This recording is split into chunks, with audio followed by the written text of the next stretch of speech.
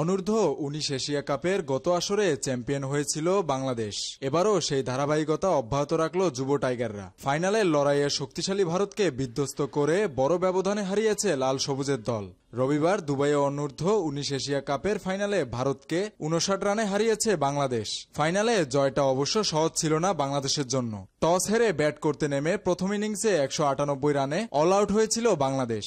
Innings বিরতির সময় ভারতের শক্তিশালী ব্যাটিং লাইনের সামনে লক্ষ্যটাকে মামুলি মনে হচ্ছিল। বাংলাদেশি পেসারদের অবিশ্বাস্য বোলিংয়ে সেই লক্ষ্যটাই ভারতের সামনে পাহাড়সম হয়ে দাঁড়ালো।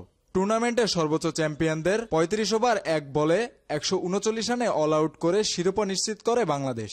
198 রানে ছোট এক লক্ষ্য, কিন্তু সেটাকে ভারতের জন্য পর্বত সমান করে রেখেছিলেন বাংলাদেশের বোলিং ইউনিট। একের পর এক উইকেট নিয়েছেন বাংলাদেশের বোলাররা, থিতু হতে দেননি কাউকেই। কেপি কার্তিকেয়া ছাড়া আর কেউই সেভাবে পরীক্ষা নিতে পারেননি বাংলাদেশের বোলিং ইউনিটের। তবে অনেকটা সময় ধরেই বাংলাদেশকে ভুগিয়েছিলেন ভারত অধিনায়ক মোহাম্মদ আমান।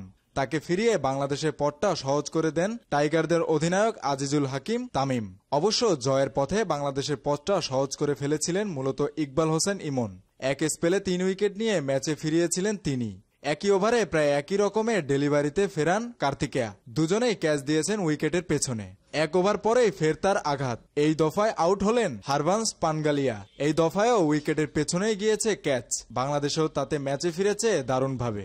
198 রানের লক্ষ্যে ভারতকে শুরুতেই চাপে ফেলে দেন আল ফাহাদ। আয়ুষ মহাত্রেকে দারুণ এক ডেলিভারিতে বোল্ড করেন এই পেসার। বিপদের আভাস দিচ্ছিলেন আলোচিত কিশোর বৈভব সূর্যবংশী, কিন্তু তাকে বাড়তে দেননি মারুফ মৃধা। খানিক পরেই রিজান ফেরান আন্দ্রে সিদ্ধার্থকে। এরপরেই মূলত ম্যাচে ফেরার চেষ্টায় ভারত। কেপি কার্তিকেয়া আর মোহাম্মদ আমানের 29 রানের জুটি বেশ অনেকটাই এগিয়ে দেয় ভারতকে।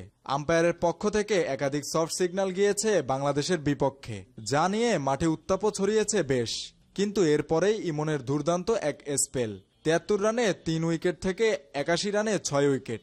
এরপর কিরণ চারমোলেকে নিয়ে আমানের চেষ্টা ছিল জুটি গড়ার, তবে আল ফাহাদ ফেরান কিরণকে। উইকেটের পিছনে ব্যস্ত দিন ছিল ফরিদের। 4টি ক্যাচ নিয়েছেন একাই। এরপরে আর বাড়েনি ভারতের ইনিংস। শেষ উইকেটে সব প্রচেষ্টা ব্যর্থ করে আউট হলেন চেতন শর্মা। মেহেদী হাসান বাপ্পি, খুলনা গেজেট।